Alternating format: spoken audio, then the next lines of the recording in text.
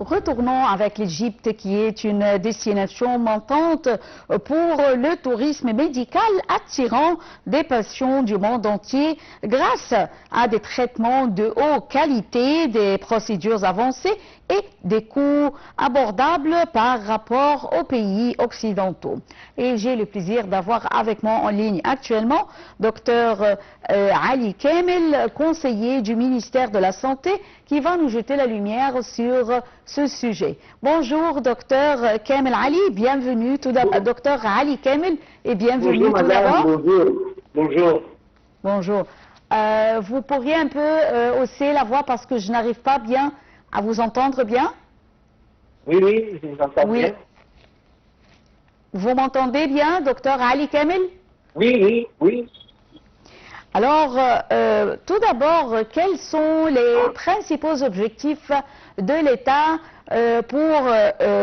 en ce qui concerne la vision de l'Égypte 2030, en ce qui concerne le tourisme médical? Eh bien, les principaux objectifs du projet de tourisme médical en Égypte dans le cadre de la vision 2030 sont importants. L'attention d'un grand nombre de touristes de bénéficier de l'offre de santé en Égypte. Vous savez que Dr Khaled Abdel Ghaffar, Premier ministre et ministre de la Santé et de la Population, a tenu une réunion pour suivre les évolutions des dossiers de tourisme médical. Il a examiné les critères d'organisation du travail et souligné l'importance de fournir des services de haute qualité afin d'attirer les investissements dans le secteur de la santé.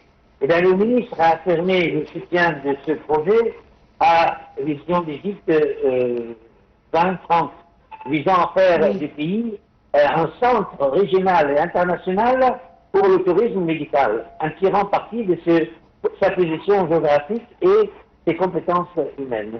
Et la réunion a abordé plusieurs sujets, notamment les besoins de mise en œuvre du projet, le lancement de la plateforme de tourisme médical, la structure organisationnelle des secrétariats techniques et les budgets financiers et la stratégie nationale visant à élargir les services dans tous les gouvernorats conformément à la carte sanitaire.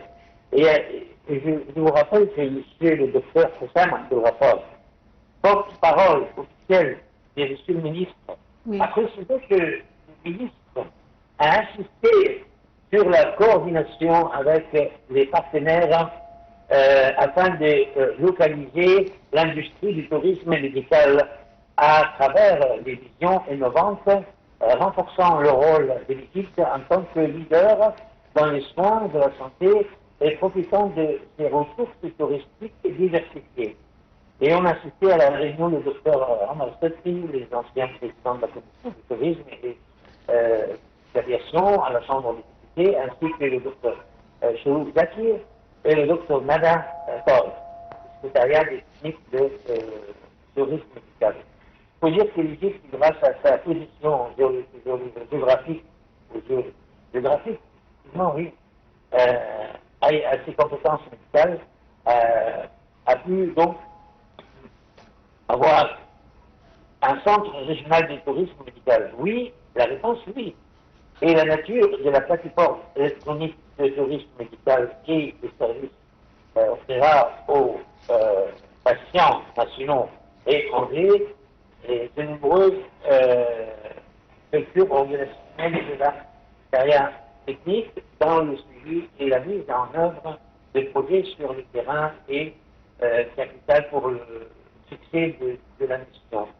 Et je crois aussi que la carte sanitaire a contribué à la répartition des services de tourisme médical à l'échelle du gouvernorat, car chaque gouvernorat a ses ressources riches.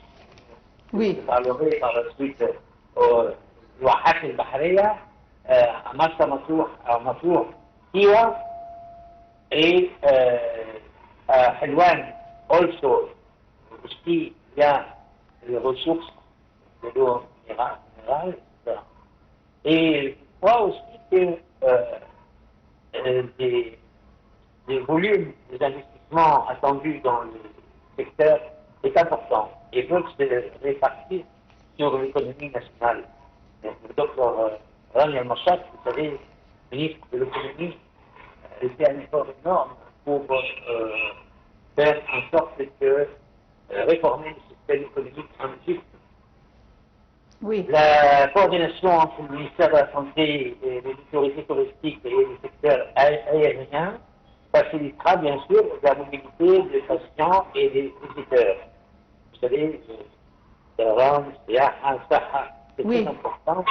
Et ça offre pour assurer la qualité des services médicaux des garanties et je dois aussi dire qu'il y a des plans du ministère a pour but de promouvoir ce projet à l'échelle internationale et attirer des patients des pays arabes, africains et étrangers. Oui. Et je pense que quelque chose de très important à souligner, c'est les sources et les puits naturels en Égypte. On trouve en Égypte des centaines de sources et de puits naturels d'eau minérale et structurés, dont la profondeur, la capacité et la température varient entre 30 et 73 degrés centigrades. Et les analyses des laboratoires ont démontré que beaucoup de ces ressources contiennent de plus fortes teneurs en soufre au monde.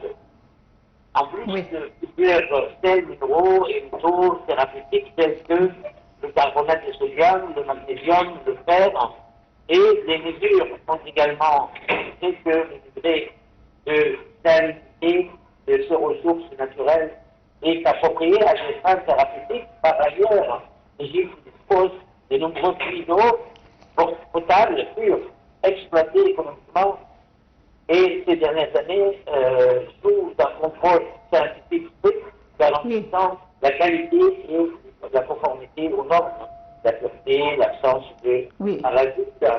Alors, docteur Ali Kamel, on a vu que l'Égypte, pour développer le secteur du tourisme, notamment le tourisme médical, elle a contribué elle a mis en place une plateforme électronique pour le tourisme médical. Alors, veuillez nous parler de la performance de cette plateforme et également les services qui sont présentés dans cette plateforme.